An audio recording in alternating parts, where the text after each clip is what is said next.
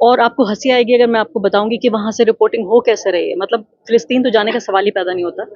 Israel में भी एक होटल में ये लोग रुके हुए हैं। देखिए, जो आतंक फैलाता है उसको आतंकवादी तो कहा जाएगा। वो सरकार से स्पॉन्सर्ड आतंकवाद है या गैर सरकारी आतंकवाद है, सिर्फ फर्क इस बात का है। मैं इसमें नहीं पढ़ना चाहती कि कौन किसको क्या कह रहा है, लेकिन फर्क ये है कि ये सेलेक्टिव रिपोर्टिंग क्यों हो रही है। क्या वाकई इसराइल भारत का इतना कोई करीबी दोस्त है? क्या इसराइल नेपाल है? क्या इसराइल, मुझे लगता है बहुत सारे पत्रकार जो वहां पहुंच चुके हैं वो नक्शे में भी नहीं बता सकते हैं कि इसराइल है कहाँ। उसके बावजूद भी जो उनको वहां लेके गया है वो है एक पूरी कंस्टिट्यूएंसी। एक ऐसी पूरी कंस्टिट्यूएंसी तैयार हो गई है जो कुछ भी मुस्लिम नफरत के नाम पर खरीदने को तैयार है। ये लोग वहां पर गए हैं ये बताने के लिए, दिखाने के लिए कि स्टूडियो से नफरत फैलाना काफी नहीं था। इसके लिए हम बाकायदा टिकट खरीद के जा सकते हैं। और आपको हंसी आएगी अगर मैं आपको बताऊंगी कि वहां से रिपोर्टिंग हो कैसे रही है। मतलब फिलिस्तीन तो जाने का सवाल ही पैदा नहीं होता। इसराइल में भी एक होटल में ये लोग रुके हुए हैं। होटल से ही अंदर से पीस टू कैमरा करते हैं, आप लोग जानते हैं अच्छे तरीके से। वहीं से रिपोर्टिंग करते हैं, यानी कि जो आप स्टूडियो में आराम से कर सकते थे वो चीज़ इजरायली अधिकारी सोशल मीडिया के जरिए और अपनी प्रेस कॉन्फ्रेंसेस के जरिए सारी सूचनाएं वैसे ही दे देते हैं। वहां आके उस होटल में भारतीय पत्रकारों को कोई एक्सक्लूसिव इन्फॉर्मेशन नहीं दी जा रही है, लेकिन वहां पर एक होटल में बंद होकर सिर्फ ये कहने के लिए कि हम यहाँ पर मौजूद हैं ताकि नफरत फैलाई जा सके। 2024 के चुनाव के मद्देनजर ये लोग उम्मीद कर रहे हैं कि ये लंबा देखिए खींचने वाला है ये पूरा झगड़ा। और 2024 से पहले अभी 5 राज्यों में जो विधानसभा चुनाव है, जिसमें से प्रेडिक्शन ये है कि इसमें से 4 कम से कम और हो सकता है 5 भी बीजेपी हार रही है। तो ये सब लोग गए हैं, अब ये चुनावी कैंपेन करने के लिए गए हैं दरअसल बीजेपी के लिए इसराइल जाके, ताकि और ज्यादा एक फसाद का नया एक मोर्चा खोला जा सके। अक्षय उपाध्याय लगातार कह रहे मैं तो मरते मरते बचा। अब मैं इंडिविजुअल जर्नलिस्ट पे कमेंट्री नहीं कर सकती हूँ, लेकिन आपको पता है कि युद्ध की रिपोर्टिंग है तो फिर आप बचेंगे भी। कल मैं एक देख रही थी, बड़ा हास्यास्पद वीडियो था जिसमें एक भारत का ही पत्रकार था, एक इन्हीं टीवी चैनल में से एक को पीछे जो जोर जोर से बोल रहा था, तो उसको इजरायली फौजी को उसे बताना पड़ा कि तुम जहाँ हो वो तुम्हारा स्टूडियो नहीं है, खामोश हो जाओ, यहाँ युद्ध चल रहा है। मैम, कुछ लोग इसको आतंकवाद की लड़ाई बता रहे हैं, कुछ लोग इसको आजादी की लड़ाई बता रहे हैं, आप कैसे देख रहे हैं?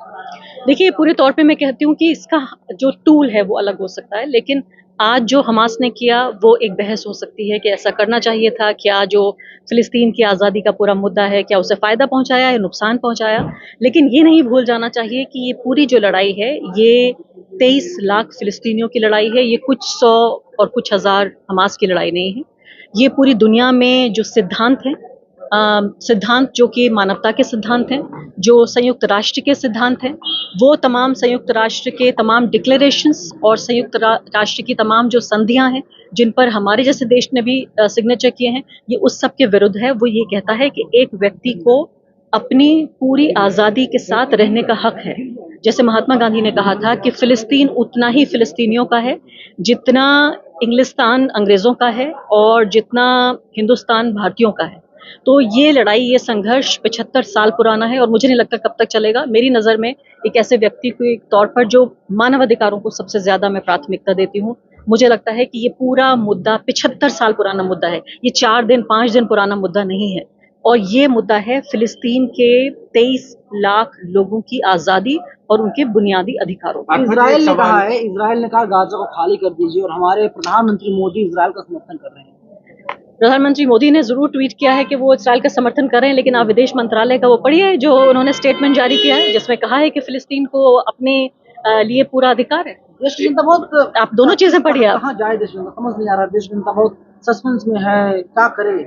सस्पेंस की कोई जरूरत ही नहीं है। मुझे लगता है ये तस्वीर बिल्कुल साफ है कि आज़ादी, अधिकार और जो बुनियादी मानव अधिकार हैं उनके लिए खड़ा होना है। एक हिंदुस्तानी को सिर्फ ये सोचना चाहिए कि उसे अपने लिए क्या चाहिए, जितना उसे अपने लिए चाहिए, जितना उसे अपने लिए चाहिए उतना ही उसे फिलिस्तीन के लिए भी सोचना चाहिए। योगी आदित्यनाथ का बयान आता है, वे कहते हैं कि जो भारत सरकार के खिलाफ होगा तो हम उसके ऊपर कार्रवाई करेंगे। देखा गया एएमयू में आंदोलन हुआ और एएमयू के 4 छात्रों पर केस दर्ज कर लिया गया। मुझे लगता है कि फिलिस्तीन, अभी भारत का संविधान ये कहता है कि किसी भी नागरिक की आज़ादी के लिए, किसी भी नागरिक के जो कानूनी अधिकार हैं उनके लिए आवाज़ उठाना अभी भी संविधान में गैर कानूनी नहीं है। अलीगढ़ के सांसद, भाजपा के जो सांसद है, वो कह रहे हैं कि एएमयू में जो छात्रों ने प्रदर्शन किया है उनके खिलाफ सख्त से सख्त कार्रवाई करेंगे। अब देखिए यहाँ तो जब आम जनता नाराज है आजाद है सब कुछ कहने के लिए, तो अब नेताओं का क्या जिक्र करें। मैं तो सिर्फ सीधे तौर पे इसको देखती हूँ कि इसको हिंदू मुस्लिम राजनीति के एक नए मोर्चे के तौर पर खोला जा रहा है। इनको नहीं पता कि फिलिस्तीन का इतिहास क्या है, नहीं पता कि जो इजराइल है उसके आतंक का कितना पुराना इतिहास है 75 साल में। मैं तो समझती हूँ कि पूरी दुनिया में जितना आतंक इस वक्त है और आतंक की पूरी हिस्ट्री है, उसका आधा हिस्सा कम से कम इजराइल और फिलिस्तीन का जो ये पूरा संघर्ष है, जो फिलिस्तीन की आज़ादी की लड़ाई है, उससे पैदा होता है। अगर फिलिस्तीन नहीं होता तो पूरी दुनिया का आधा आतंक नहीं होता। आरफा जी, क्या सवाल आप है भारत कि में जिस तरह से प्रदर्शन भी नहीं कर सकते? जिस मैडम, तरह से जो मीडिया है, मीडिया के कुछ पत्रकार इजराइल पहुंचे हैं, और जब इंडिया के अंदर, भारत के अंदर, हमारे देश में जो घटनाएं हुई, चाहे मणिपुर हुआ, चाहे फिर हाथरस हुआ, ये पत्रकार लोग नहीं गए, लेकिन भारत से बाहर जाके ये पत्रकारिता दिखा रहे हैं। कैसे देखती हैं? मुझे लगता है कि ये बहुत मासूम लोग हैं और इनको मणिपुर का वीजा नहीं मिला होगा, इसलिए नहीं आ पाया होगा। इजराइल मणिपुर जाने के लिए वीजा या मेट्रो की जरूरत मैम आपको लगता है? मुझे तो क्योंकि ऐसे मोदी लगता है। जी गए हुए थे। अब ये सवाल इतना ही मासूम है, इसका ऐसे ही जवाब दिया जा सकता है कि भाई क्यों नहीं गए मणिपुर।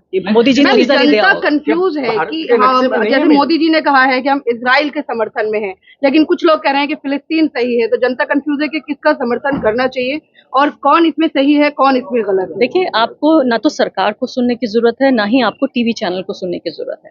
आपको सिर्फ ये देखने की जरूरत है कि मानवता का तकाजा क्या कहता है। आपका क्या नाम है?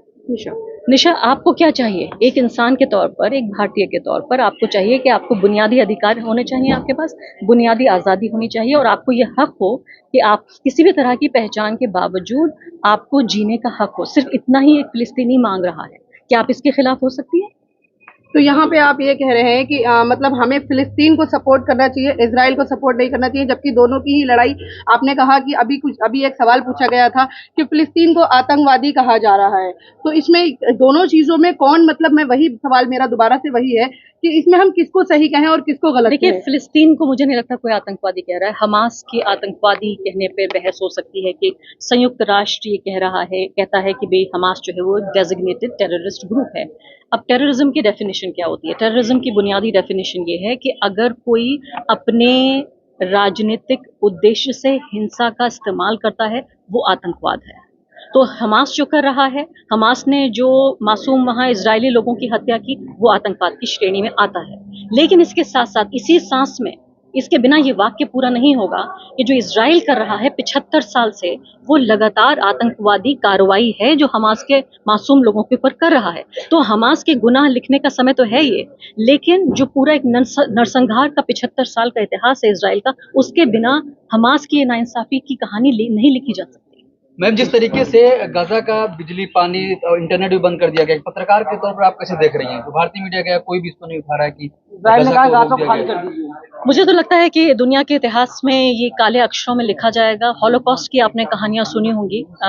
हम तब जिंदा नहीं थे, हम मौजूद नहीं थे।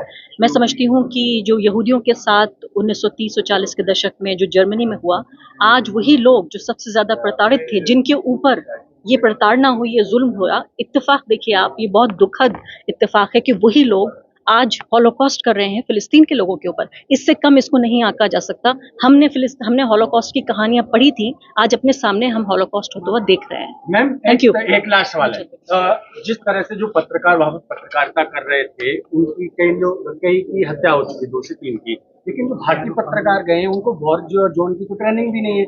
ये किस तरह से वो पत्रकार? वॉर जोन में नहीं जा रहे हैं। मैंने आप शुरुआत में आपको बताया था कि उनको तो इजाजत ही नहीं है कि वो गजा जा ही नहीं सकते, वो इजराइल में मौजूद हैं। हाँ। अब यहाँ झगड़ा हो रहा है 2 पार्टियों के बीच में। मान लेते हैं कि 2 पार्टियां हैं, लेकिन उसमें एक ही पार्टी की सूचना आप आगे पहुंचाते हैं, एक ही पार्टी के देश में उसके होटल में रहकर आप उसे युद्ध को कवर कर रहे हैं। तो आप तो सिर्फ एक देश का एजेंडा आगे बढ़ाने के लिए गए हैं, आपको युद्ध कवर करने के लिए नहीं गए हैं। इससे बड़ा कोई झूठ नहीं है।